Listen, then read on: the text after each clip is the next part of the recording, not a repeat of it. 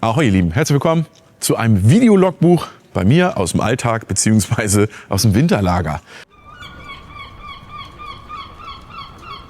Ja Freunde, ich weiß, ihr seid ja immer interessiert, was bei mir gerade eigentlich so passiert, beziehungsweise wie es bei mir hier gerade so aussieht. Und deswegen nehme ich euch einfach mal aus der Hand mit. Und wir machen hier so einen kleinen Rundumschwenk, was hier eigentlich passiert und wie mein Winterlager aussieht und wie es hier eigentlich so weitergeht. Starten wir einfach mal. Neue Banner haben wir jetzt bekommen. Also für alle, die jetzt erstmal fragen, das hier ist sozusagen unser Winterlager in einer großen Halle. Das wird über den Winter auch noch ein bisschen anders aussehen, weil jetzt sind ja irgendwie gar keine Boote da, außer eins, was da ein bisschen auf Halde liegt, ein kleineres noch da vorne und hinter meinem Bauzaunbanner steht noch das Schlauchboot. Dazu kommen wir aber noch, das will ich auch noch mal in anderen Videos zeigen, das wäre jetzt zu weit ausgeholt. Wir bauen uns hier sozusagen für unsere Clique, also wir sind ein kleiner Kern von so ein paar Booten, bauen wir uns unser eigenes kleines Winterlager, um uns gegenseitig auch besser zu helfen, um Reparaturen auch einfach besser abzudecken. Jeder hat ein bisschen mehr Know-how, jeder hat ein bisschen Werkzeug. Falls die Ersten jetzt also auf die Idee kommen und sagen, Mensch, ist bei euch noch Platz? Ihr könnt gerne mal anfragen. Jedoch ist es so, dass wir das im Team besprechen und gucken, wer hier gut reinpasst und wer nicht. Also wir sind kein offizielles Winterlager in dem Sinne. Wir werden dann später hier das weiter fortführen und dann kommen hier sozusagen die Boote und die Zäune kommen ein bisschen weiter raus und dann wird das Ganze nachher hier auch eingezäunt. Aber guck mal, was ich mir erstmal besorgt habe. Wir haben uns Banner gedruckt, beziehungsweise ich habe Banner besorgt. Finde ich ziemlich geil. Komm, das ist doch geil. Boote im Winterschlaf, bitte leise vorbei, ab Frühling wieder in Aktion. Ja, und dann natürlich logisch, wir haben ja hier eine große Videoüberwachung, muss das natürlich aufgeklärt werden, Videoüberwachung und dann ja, werden wir die anderen Zäune hier auch noch so ein bisschen voll machen. Ich habe jetzt erstmal noch gar nicht so viel Banner bestellt, weil ich gucken wollte, wie die Quali ist, weil ich habe die natürlich, wenn euch das interessiert, super billo bei Temu bestellt und so ein Banner hat hier irgendwie 13 € glaube ich gekostet und da kann man echt nichts sagen. Ja klar, die sind etwas zu groß, aber ich finde sie geil. Winterquartier, bitte leise, ja, hier tanken Boote Kraft. Außerdem hier nochmal ein Servicebereich, finde ich auch ziemlich geil. Ja, wir haben einfach mal ein bisschen was gemacht. Hier Refit Zone, ja, bitte langsam, hier wird geschraubt, meistens mit Plan, auch nicht so wirklich. Und ganz am Anfang natürlich auch nochmal, Achtung, hier ist Videoüberwachung. Das Ganze wollen wir uns natürlich hier so ein bisschen ausbauen und uns das hier ein bisschen schicki machen. Vielleicht können wir zum späteren Zeitpunkt, da muss ich mit dem Kollegen nochmal sprechen, nochmal zeigen, was wir hier eigentlich alles so machen können und was nicht. Dafür muss ich erstmal Rücksprache halten, weil der ist nämlich aktuell nicht da. Und deswegen zeige ich euch aber mal meine Ecke und was bei mir erstmal schon mal so los ist. Ich habe übrigens einen kleinen Kran, falls ihr das seht. Ich habe schon mal einen kleinen Kran da oben von 1 Tonne. Da hängt jetzt aktuell mein Schlauchboot dran. Das haben wir hier erstmal auf die Trailer gestellt, weil natürlich auch Platz Geld kostet. Und dann kann man das hier nachher so langsam und auch schnell anheben. Bleibt mal da liegen. So. Auf jeden Fall ist jetzt hier noch das Schlauchboot. Das zeige ich euch auf jeden Fall noch mal in einem anderen Video. Habe ich eben schon gesagt, das werden wir noch mal mit dem Motor testen. Das habe ich schon mal in einem Reel gezeigt, aber da will ich noch mal drauf eingehen. Das ist nämlich ja, ein relativ cooles Teil. Unsere Trailer aktuell übereinander, denn wir haben auch noch einen ganz großen Deckentran mit 25 Tonnen. Das heißt, wir können hier auch die Trailer so ein bisschen stapeln und zu privaten Zwecken auch unsere Boote anheben. Und natürlich habe ich ja auch hier mein Lager, denn meine Garage, wenn meine Videos aus den ersten, mein Video von der Garage kennt, weiß, da war richtig das Chaos. Okay, jetzt sieht es auch nicht so viel besser aus, weil ich noch nicht ganz fertig bin. Ich will hier noch ein bisschen aufräumen. Wir gehen jetzt mal hier zusammen rein. Ich zeige euch mal, worüber ich mich eigentlich so ein bisschen aufrege, was hier eigentlich schon wieder so an China-Herstellern für einen Schrott hier so ankommt. Und ich will dazu auch mal ein bisschen was sagen, denn ich bekomme jeden Tag irgendwelche Mails von irgendwelchen China-Anbietern, die überhaupt nichts mit Booten zu tun haben. Also wirklich der größte Müll. Ab und zu gehe ich mal drauf ein, weil ich es interessant finde und ich will euch zeigen, was ich dann interessant fand, was dann eigentlich meistens dabei rauskommt. Dann gehen wir hier rein. Also hier ist natürlich jetzt echt Chaos. Hier ist noch ein bisschen Winterreifen und so weiter. Wir haben hier auf der rechten Seite auf jeden Fall eine Standheizung. Also für den Winter haben wir hier ein bisschen Wärme. Das heißt, man kann hier ein bisschen basteln. Geht natürlich, die Außenluft geht natürlich nach außen. Ne? Also Abgase geht natürlich nach draußen. Ja, ein bisschen Diesel noch da unten. Und das ist ganz geil. So mit den 4 kW oder was die Dinger haben, wird das hier schon so im Winter 18, 19 Grad. Das reicht, wenn man hier mal ein Käffchen trinken will oder eben ein bisschen was am Schraubstock machen will, den wir da hinten irgendwo haben. Der ist da irgendwie versteckt unter den Lappen. Ja, ein bisschen Chaos. Ein bisschen was vom Einwintern. Hier noch ein paar Winterreifen von mir und dem Kollegen. Und ja, hier nochmal zum Thema Reolink. Wir überwachen hier alles übrigens mit Reolink. Die Geräte sind wirklich geil. Kann man an allen möglichen Orten platzieren. Das ist übrigens mal ein Plus. Ich kriege jetzt hier kein Geld dafür. Allerdings, die habe ich auch selber gekauft. Allerdings zeige ich euch gleich nochmal eine Reolink, die mir zur Verfügung gestellt wurde. Ich finde Reolink richtig geil, weil die App einfach richtig gut funktioniert. Die App ist übersichtlich und man ist nicht Cloud gebunden. Und sie haben eine wirklich geile Auswahl mit allen möglichen Kameras für jeden möglichen Einsatzzweck. Ich zeige euch gleich nochmal eine draußen, die richtig geil ist. Also bleibt auf jeden Fall gespannt. Das ist nochmal was richtig, richtig Cooles und die zeige ich euch gleich. Lass uns mal weiterschwenken hier. Ganz wichtig ist, dass man hier WLAN hat. Ne? Hier nochmal so ein kleiner LTE-Router von Fritzi. So, hier haben wir auch nochmal unaufgeräumte Schränke. Da unten irgendwelchen Müll, Dampfreiniger, Ladegeräte. Hier noch die guten Kochchemie-Eimer zum Bootwaschen, wieder im Winter natürlich, ganz klar. Heizlüfter, den brauchen wir nicht, der ist eigentlich fürs Boot. Ja, und dann irgendwie allen möglichen Kram, Persenning und Fender und Line und so liegen hier drin. Hier nochmal ein Dock-Fender, den will ich euch unbedingt nochmal zeigen. Ich habe nur noch gar keine Möglichkeit gehabt. Schöne Grüße an Ramis von Popfender, das steht ja hier auch drauf. Popfender hat den Dock-Fender entwickelt. Das ist drehbar und weich. Man schrammt sich nicht das Boot kaputt und man kann das Ding einfach seitlich an so einen Steg schrauben, wenn euer Boot seitlich da dran liegt und das Boot geht dann hoch und runter, also jetzt so ein Schwimmsteg, und ihr zerkratzt euch nicht das Boot, weil es ist erstens weich und zweitens dreht sich das mit. Und auch hier, wer jetzt sagt, oh, ja, aber wenn das hier gegen die Halterung kommt, ja, passiert auch nicht. Guck mal, die Halterung ist weich. Das heißt, hier passiert eurem Boot auch nichts. Das ist noch so einer der ersten Vorserie oder die erste Serie. Die neueren sind auch schon ein bisschen wieder verbessert und auch hier wurden ein paar Verbesserungen gemacht. Am besten einfach mal auf die Seite von Popfender gehen. Ist auf jeden Fall ein interessantes Teil. Werde ich auf jeden Fall noch mal ein Video oder ein Reel zu machen, wenn ich die Möglichkeit habe, an einen Seitensteg zu kommen. Eine Stahltür liegt hier auch noch mal rum. Müssen wir mal gucken, ob wir die noch mal hier in den Container bauen. Die soll ja eigentlich hier mal irgendwann rein. Ein Fenster wäre auch nicht schlecht. Müssen wir mal gucken, ob wir das hier überhaupt mal machen oder ob man vielleicht mal irgendwann einen besseren Container kriegt. Hier noch ein bisschen Solarplatte und so weiter liegt hier rum. Meine Stanley Fatmax Box übrigens sehr geil. Wenn ihr was einlagern wollt, hier liegen meine ganzen Pads zum Polieren drin. Richtig, richtig cool. Aber was ich euch zeigen wollte, beziehungsweise worüber ich mich eigentlich schon wieder aufrege, ist das Ding hier. Ich habe mal wieder einen Hersteller, der mich gefragt hat, kannst du dir mal die Kühlbox angucken? Ist richtig geil, haben wir nagelneu auf dem Markt und richtig cool und was weiß ich und so. Und ich will jetzt hier auch gar kein ganzes Kühlbox-Video machen, aber ich will euch nur mal zeigen, was mich halt schon wieder aufregt. Hier, ich weiß, die machen auch Standheizung und so weiter. Das einzig Positive an dieser ganzen Kühlbox ist, ja, sie funktioniert, sie ist kalt und sie hat wirklich so einigermaßen gummierte Räder und nicht Vollplastik. Das ist krass. Aber auch der hier. Okay. So, also, pass mal auf. Hier, ich will euch mal zeigen, aus gegossenem Plastik. Das ist hier irgendwie alles ein Stück. Das sieht aus wie so eine Verpackung, so eine Innenverkleidung von so einem schlechten Kia oder so. Keine Ahnung. Das ist richtig billo. Wenn wir hier mal an so eine Dometic gehen, pass mal, wie leise die ist.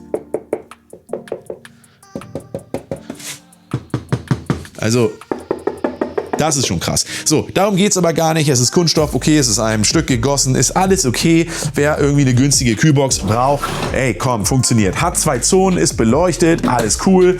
Hier auf Minus kann man auch wirklich einstellen, sind wirkliche 2 Zonen. Ich weiß, viele von den China-Dingern haben nur so eine, hier, sowas von der alten Kühlbox. Die trennt das in der Mitte und dann ist hier ein Magnet drin hier irgendwo. Und dann sagt die Kühlbox, jetzt hast du 2 Zonen, kannst aber unterschiedlich gar nicht steuern.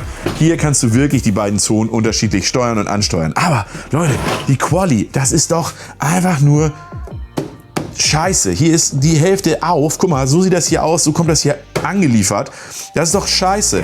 So, dann hab ich gedacht, geil, das ist ja wirklich ein Upgrade. Die hat ja hier unten einen Akku drin. Wie geil. Ich hatte nämlich meine Kühlbox zu testen hier und die hatte einen Akku hier drin und die hatte auch so eine Klappe und ich so, ey, geil. Und dann geht die auch irgendwie so gar nicht richtig auf und irgendwann kriege ich diese Klappe hier unten auf und sehe, ey, das ist ein Dummy. Das ist einfach Plastik. Hier ist keine Elektronik, hier sind keine Anschlüsse. Das ist einfach nur aus dem gleichen Werk und eigentlich ist das eine mit Akku, aber dieses Modell hat das einfach nicht. Hat man einfach gespart und die Klappe drin gelassen. So, ich will auch erstmal gar nicht meckern. Wie gesagt, sie funktioniert und alles ist gut und ja, der einzige Vorteil ist auch mal wirklich, sie rastet hier auch mal wirklich ein. Das machen die anderen, die Billos, die ich mal gezeigt habe, nicht. Also die eine, diese Croak oder so, die macht das nicht.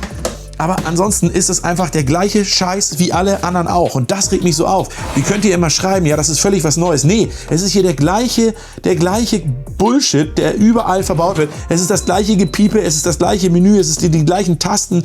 Es ist alles dasselbe. Immer dasselbe. Alles aus dem gleichen Werk. Und das ist nicht anders als der andere Scheiß auch. Also egal, was ihr kauft, egal welche Marke da drauf steht, es ist immer der gleiche Bullshit. Und wer jetzt meint, nö, irgendein Kühlbox-Hersteller ist anders, nein, sind die alle nicht. Diese No-Name-Marken sind alle gleich. Da ist wahrscheinlich sogar dieselbe Elektronik drin, denn auch das Zubehör, was dabei ist, hier, der komische Steckernetzteil und so weiter, das ist immer der gleiche Rotz. Und das Schlimmste an der Kiste ist, sie ist mega laut.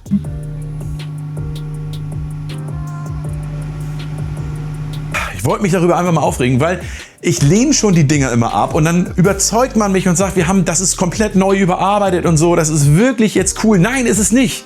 Es ist gar nichts überarbeitet. Es ist der gleiche Scheiß.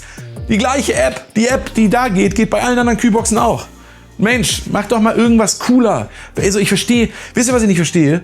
An diesen asiatischen, an diesen Sheng-Sheng-Herstellern, mach doch mal eine Sache geiler als die anderen und heb dich ab. Warum macht ihr alle den gleichen Kram? Alles aus der gleichen Maschine, Stempel rauf, raus. So, bei dem einen heißt es Hockley, bei dem anderen heißt es Croc, bei dem anderen heißt es Alpicool. Alles der gleiche Rotz. Es ist alles aus dem gleichen Werk. Also, guckt genau hin. Mein Puls ist jetzt relativ hoch. Ich wollte das euch nur mal erzählen. Das Ding werde ich bei mir auf dem Kanal nicht vorstellen. Ich werde euch das trotzdem verlinken, damit ihr euch das angucken könnt. Aber es ist kein Affiliate-Link. Ihr könnt da einfach draufklicken, könnt euch die Marke mal angucken. Ich finde es nicht geil. Okay, funktioniert. Ja, hier vielleicht für so eine Werkstatt oder so. Okay, aber nicht auf dem Boot. Ja, ansonsten haben wir natürlich erstmal hier Licht in den Container gebaut. Das ist ja hier so eine alte Brücke, die war mal hier, keine Ahnung, damit hat man wahrscheinlich Pakete transportiert. Draußen steht auch DPD dran, das wollen wir demnächst mal ein bisschen ummalen. Und dann haben wir hier erstmal ein paar LED-Röhren reingebaut. Übrigens, die kann ich euch wirklich empfehlen. Die habe ich bei Amazon bestellt. Irgendwie ein 6er-Pack für irgendwie 86 €. Die verlinke ich euch wirklich mal. Und das wird Affiliate sein, weil die ist wirklich geil. Also super leicht, super einfach zu installieren. Natürlich Outdoor würde ich die vielleicht nicht hängen, obwohl sie Outdoor betitelt sind. Aber geil hell. Jetzt natürlich in Kaltweiß und hier drin echt krass. Ich hatte mir eigentlich noch 2 Stück mehr bestellt, die brauche ich gar nicht, weil es einfach so knacke hell ist. Ja, und dann fange ich hier ran, so ein bisschen aufzuräumen. Hier haben wir mal so eine kleine Wand und solche Geschichten, mal ein bisschen Struktur hier reinbekommen. Also wenn ihr noch irgendwie was über habt, was ihr mir sponsern wollt, hier für meinen kleinen Werkstattbereich, dann immer gerne raus damit. Ja, eine schöne Werkbank habe ich noch bekommen, die konnte ich hier abstauben in der Halle. Richtig geil, schön. Allen möglichen Kram drin, ein bisschen Werkzeug drin und so weiter. Die kleine Blue Air, die hat hier Einzug gehalten. Die versorgt alle möglichen Geräte so ein bisschen mit USB-C, wenn ich hier mal was laden muss und so. Auch ganz geil. Und während ich das so sage, fällt mir auf, ich habe hier gar keine Kaffeemaschine. Ich brauche auf jeden Fall mal eine kleine Kapselmaschine hier für mein Lager. Na gut, der Kollege in seinem Container hat eine, aber der ist ja auch nicht immer da. Ja, und das war schon mein Container. Wie gesagt, die 90% davon ist irgendwie in Müll geflogen. Und da räumen wir natürlich jetzt so ein bisschen auf und dann müssen noch ein bisschen Regale rein. Wie gesagt, wenn noch jemand sowas über hat, irgendwie in der Nähe, hole ich gerne ab. Ein bisschen was an Regalen oder irgendwie was hier zu der Werkstatt passen würde, immer raus damit. Ja, meine Winde habt ihr gesehen, die haben wir umgebaut. Da fehlen aber noch die Polklemmen. Da muss ich auch noch mal gucken, dass ich bei Amazon noch mal welche bestelle. Hier unten meine guten Spritkanister, die ich ja immer ab und zu mal abhole, wenn der Sprit günstig ist. Hier noch das andere Ding, was ich euch mal in so einem Video gezeigt habe. Einfach den Wagen, den man hinterherzieht, der eigentlich nichts anderes ist als jeder Wagen, den man hinterherzieht, die ich ganz oft sehe. Aber der hat ja hier einen Akku gehabt und ich kann euch sagen, Alter, absoluter Scheiß. Das habe ich damals gar nicht getestet. Ihr wundert euch jetzt sicher, warum der Akku hier liegt. Wenn man den Akku hier reinpackt, zeige ich euch mal, this side is out. Warte. Ja, pass auf, ist hier eingerastet, ne? Muss man ja hier so ziehen, dann kommt der raus. So, und wenn ich jetzt den Wagen nehme, passt mal auf, was jetzt passiert. Ich mache den jetzt erstmal an, damit ihr auch seht, was da passiert. Jetzt mache ich den hier wirklich nur auf Stufe 2, ja? Gemütlich. Und jetzt fahren wir los. So, fahren wir mal ein Stück über die Platten. Hier sind Platten, die sind nicht hoch, ne? Hier ist wirklich, also das ist hier eine Halle, ne? Und auf einmal, so nach 10 Sekunden merkt ihr, hä? Hier geht ja nichts mehr. Ich habe mich die ganze Zeit gefragt, warum ist das so? Wow, er ist sogar mal drin geblieben. Aber hier, der Akku ist lose. Ich habe eben gerade einmal versucht, Müll wegzubringen.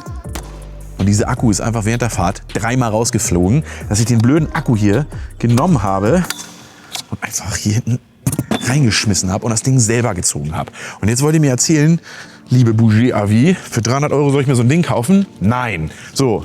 Dieses Video soll auch mal ein bisschen dazu beitragen, Sachen aufzuklären. Denn in dem Video ist es nicht passiert. Ich bin damit ja selber durch die Halle hier gepäst und da war das die ganze Zeit nicht. Ich habe auch eben geguckt, ob diese Arretierung irgendwie schief ist. Aber an diesem Ding war niemand dran. Das Teil stand bei mir im Lager und jetzt auf einmal fliegt so einfach alle 10 Meter dieser Akku raus. Wow! Wenn man überlegt, dass man mit dem Ding vielleicht durchs Gelände fahren will. Sascha, pass auf deinen Puls auf. Du hast dich jetzt wieder viel zu viel aufgeregt. Ja, ihr seht, ich will mal ein bisschen authentischere Videos machen. Mal ein bisschen was, wo man auch sieht, dass ich mich auch mal über so Dinge aufrege. Und ich immer denke, in ein ganzes Video zu packen, wäre es Blödsinn. Deswegen mal so ein Videolog, wo man immer viele Dinge mit einbauen kann. Wenn ihr was in dem Video mal gesehen habt, wozu ihr mal eine Frage habt oder im Allgemeinen, ob ich irgendwie in der letzten Zeit was gezeigt habe, wo ich jetzt irgendwie eine andere Erkenntnis zu habe, dann haut es gerne in die Kommentare. Dann baue ich das in so einem nächsten Videologbuch einfach mal mit ein. Mir fällt gerade noch ein, wir brauchen noch LED-Panels. Also die Halle ist LED beleuchtet, da ganz oben. Die Halle hat ja irgendwie, keine Ahnung, 20 Meter Höhe oder so, da ist LED. Aber wir können natürlich nicht, wenn wir hier nur an so 2 Booten schrauben, hier die ganze Halle LED beleuchten. Deswegen habe ich überlegt, ob ich mir diese LED-Teller besorge. Die gibt es ja ganz oft in irgendwelchen Werkstätten, diese runden UFOs. Die sind nämlich extrem hell, so mit 200 Watt oder so. Und muss ich mal gucken, die gibt's auch bei Temu. Ich werde das einfach mal ausprobieren. Bei Temu kostet das Ding, glaube ich, ein 30er oder so. Werde ich mal 2 Stück bestellen und dann werde ich den da an den Flaschenzug hängen, wenn das Schlauchboot natürlich ab ist. Das ist ja jetzt eine Provi. Und dann kann man den hoch und runter machen, wenn man arbeiten will. Und dann kann man den auch schwenken. Das ist doch eigentlich ganz schlau, ne? Das ist, glaube ich, ganz geil. Dann kann man da hinten, wenn man da arbeitet, drüber schwenken, runter, Lampe hoch, Lampe runter. Oder wenn ich jetzt hier mein Boot stehen habe, hier da, wo die Trailer ja stehen, der Zaun kommt ein Stück weiter raus und dann steht ja hier nachher mein Boot. Und im Winter soll ja mein Motor raus. Dafür kann ich natürlich super den Kran nehmen. Und solange ich daran schraube, kann ich natürlich so eine UFO-Lampe da anschrauben. Das Schlauchboot werden wir demnächst ja dann nochmal ins Wasser lassen. Da habe ich ja nochmal so ein Reel von gemacht. Motor kommt da dran und dann kommt das hier auf den Trailer rauf, weil wir das Ding ja irgendwie hinfahren müssen. Hier, der Trailer hat nur aktuell irgendwie kein TÜV. Sollte aber schnell gehen, aber die Papiere sind gerade nicht da. Deswegen muss ich mir auf den Kollegen noch mal warten. Ansonsten müssen wir mal gucken, wie wir das Ding ins Wasser bringen. Das ist relativ schwer, weil es einen Aluboden hat. Und dann werden wir das Ding noch mal ausgiebig testen. Das ist ganz, ganz interessant. Ich glaube, das günstigste Aluminium-Rip, was es auf dem Markt gibt. Und das will ich natürlich mal auf Herz und Nieren testen und gucken, ob das wirklich so cool ist, obwohl es so günstig ist. Eine geile Sache bei uns im Winterlager will ich euch noch mal zeigen. Finde ich richtig geil. Also ich habe ja erstmal hier meinen AVA Hochdruckreiniger. Wer meinem Kanal folgt, weiß, ganz am Anfang habe ich mal ein Video zu den Dingern gemacht. Den kleinen habe ich auch schon gar nicht mehr. Der war irgendwie in den Arsch oder ich weiß gar nicht, was ich mit dem gemacht habe. Den großen habe ich noch, der hat auch richtig Feuer. Hier ist aber Folgendes passiert. Hier war ja hier ist ja eigentlich so ein Handding dran, ne? Also so eine Pistole. Und da ist drin in der Pistole das Kunststoffteil gerissen. Da läuft das ganze Wasser raus. Da muss ich jetzt mal eine neue bestellen. Ansonsten läuft er noch.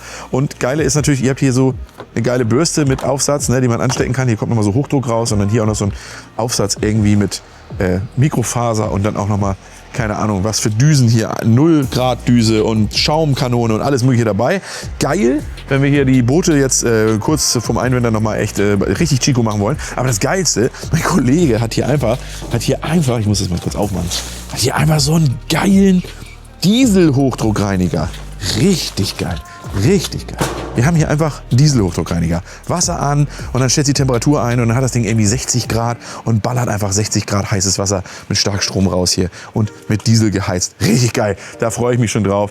Dieses Jahr werden die Boote extrem sauber. Guck mal Leute, das Ding habe ich hier. Das Ding habe ich wirklich zur Verfügung gestellt gekriegt von Reolink, weil ich die immer so oft markiere. Und das ist die neue Trackflex. Alter, wirklich ein richtig geiles Ding. Hier sind 3 Bewegungsmelder drin. Außerdem eine komplett Verfolgerkamera mit 2 Objektiven, sag ich gleich was zu. Außerdem 2 so Mickey-Mäuse, die ihr verstellen könnt in alle Richtungen. Das sind Lampen, also richtig helle LED-Lampen, womit ihr ausleuchten könnt. Die könnt ihr in Kaltweiß und Warmweiß einstellen. Ihr könnt das einstellen, dass die abends leuchten, wenn ihr nach Hause kommt. Ihr könnt die auf Bewegungsmelder stehen, dass sie erst angehen, wenn ihr eine Bewegung festgestellt wird. Aber das Geilste ist eigentlich an der Trackflex hier die Kamera. Die verfolgt euch einfach, egal wohin, wenn sie eine Bewegung erkennt. Also sie erkennt die erst mit, wenn du willst, erkennt die erst mit den Bewegungsmeldern und dann geht die Kamera dahin. Aber wenn die Kamera was erkennt, dann natürlich auch. Und dann verfolgt die euch. Der Vorteil an diesen beiden Cams ist hier in der Halle ganz klar, Weitwinkel 4K, ihr seht wirklich viel und gleichzeitig ist die zweite eine Zoom-Kamera, die geht nämlich ein ganzes Stück weiter rein, macht das auch automatisch.